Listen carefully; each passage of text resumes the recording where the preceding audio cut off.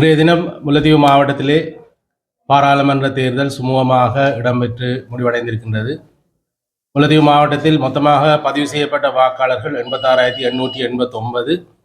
இன்றைய தினம் இடம்பெற்ற பாராளுமன்ற தேர்தலிலே 137 வாக்களிப்பு நிலையங்களிலே வாக்களிக்கப்பட்ட வீதம் 64, அதாவது 55,690 பேர் வாக்களிப்பில் ஈடுபட்டிருக்கின்றார்கள்.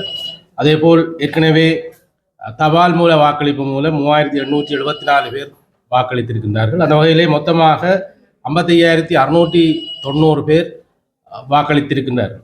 அந்த வகையில் 64% வாக்களிப்பு இடம்பெற்றிருக்கின்றது. முல்லைத்தீவு மாவட்டத்திலே மிகவும் சுமூகமாகவும் அமைதியாகவும் இந்த தேர்தல் இடம்பெற்றிருக்கின்றது. இந்த தேர்தலை அமைதியாகவும் சுமூகமாகவும் இடம்பெறுவதற்கு ஒத்துழைத்த அனைவருக்கும் மாவட்ட செயலாளர் அடிப்படையில் என்னுடைய நன்றிகளை தெரிவித்துக் கொள்கிறேன். மேலும் வாக்குப்பட்டிகள் தற்போது முல்லைத்தீவு மத்திய கல்லூரிக்கு எடுத்து வரப்பட்டிருக்கின்றது.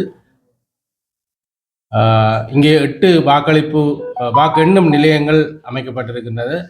இன்றைய தினம் 6 மணிக்கு பின்னர் இந்த வாக்குகள் எண்ணும் பணி ஆரம்பமாகும்.